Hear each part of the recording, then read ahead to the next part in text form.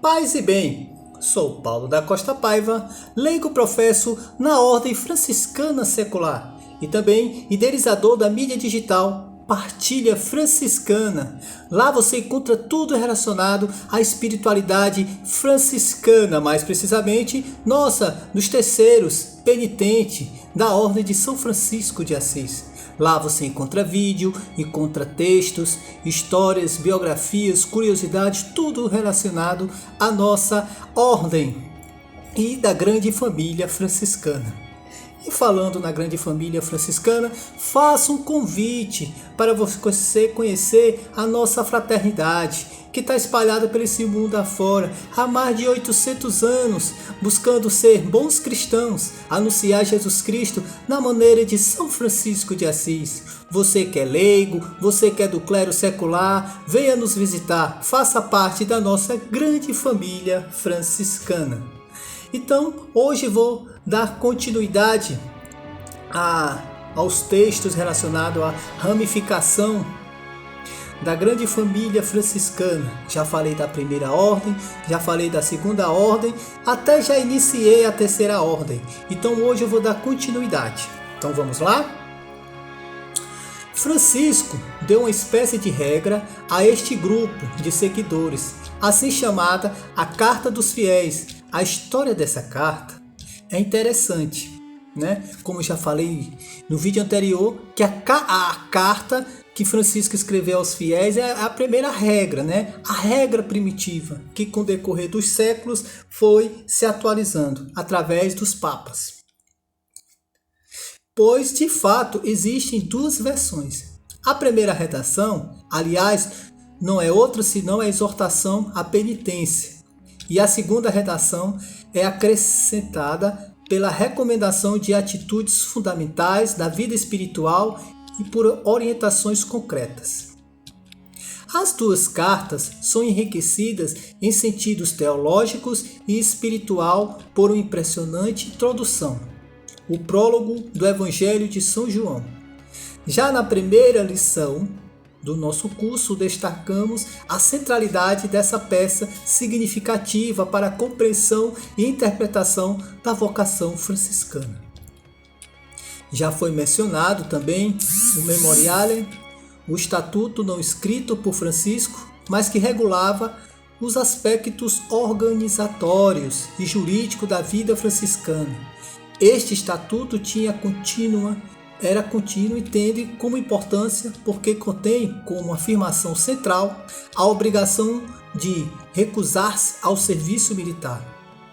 Neste ponto, aparece a força subversiva da Ordem Terceira que continua a manter-se viva até hoje. Essa questão da ordem militar não é porque eles queriam ir contra a vontade de um rei, de um imperador ou do Estado. Era porque entraria em contradição com um dos princípios de Francisco, de ser instrumento da paz, semeadores da ordem, da fraternidade, do amor ao próximo. Então não tinha sentido um franciscano com a arma em mãos, com a intenção de ferir o outro, de matar o outro. Então isso fazia parte da regra e foi muito respeitado, porque até entre as autoridades, entre reis, entre imperadores, papas, também existiam muitos que faziam parte da terceira ordem dos penitentes, né? Então vamos lá continuar. Baseado nesse estatuto, os penitentes podiam juntar-se em fraternidade. Não há dúvida que inicialmente foram lideradas por leigos. O acompanhamento espiritual, ou seja, a cura das almas, foi assumida por dominicanos, franciscanos ou outras ordens, tempo depois. Porém, a comunidade leigas autônomas foram obrigadas a ceder sua própria direção às ordens religiosas. Aqui se manifesta uma regulamentação que só pode constatar sempre de novos, pois continuou normativa durante o ulterior história da terceira ordem, levando até a expressões desnaturadas, a igreja desnaturada. Ponto. Eu quero fazer aqui uma observação. Você viu que ele fala de outras ordens, né?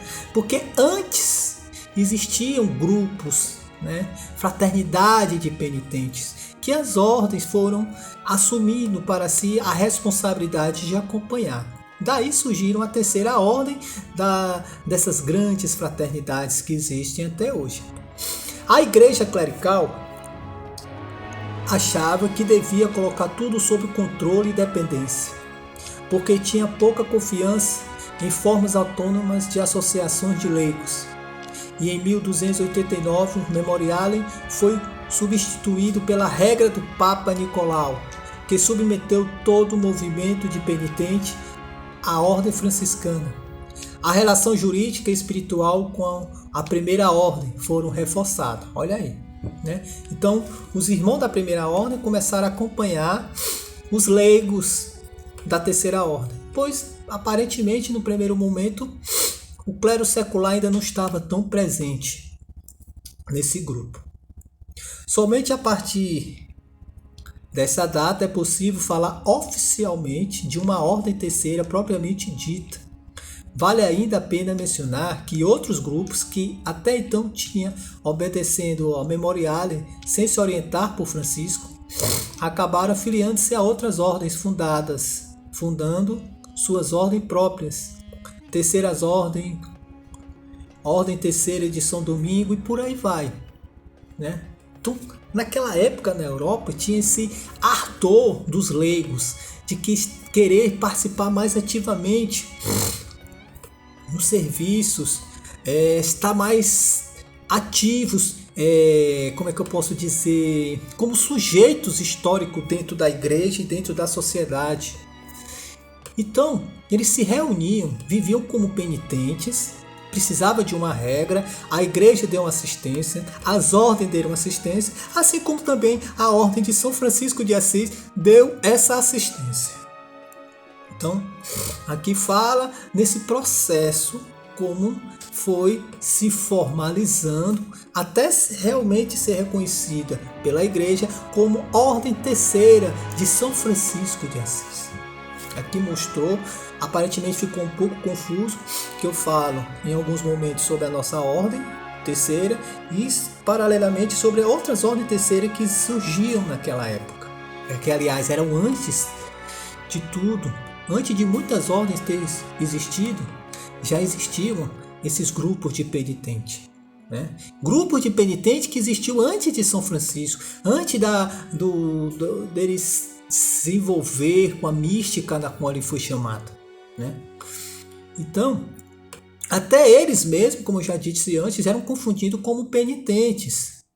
Então, depois que isso foi esclarecido, que eles eram religiosos, uma nova forma de viver a vida consagrada, né? Que era conhecido como os mendicantes, foram surgindo outras ordens. Né? Aquela época, mais precisamente na Europa, né, de onde surgiu a grande parte das grandes ordens que existem até hoje, e eles estavam abertos à ação do Espírito Santo.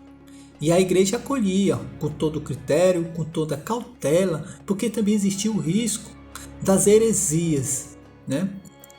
Que eram muito perigosos. Então, por isso, a igreja, aproveitando, falando, ela teve esse cuidado, esse zelo de não deixar a ordem na mão de leigos, exclusivamente de leigos, mas de religiosos e de sacerdócios, do clero em si, para que realmente frutificasse dentro da ordem, dentro da obediência, dentro da harmonia, dentro da grande fraternidade que era a igreja, que é a Igreja Católica.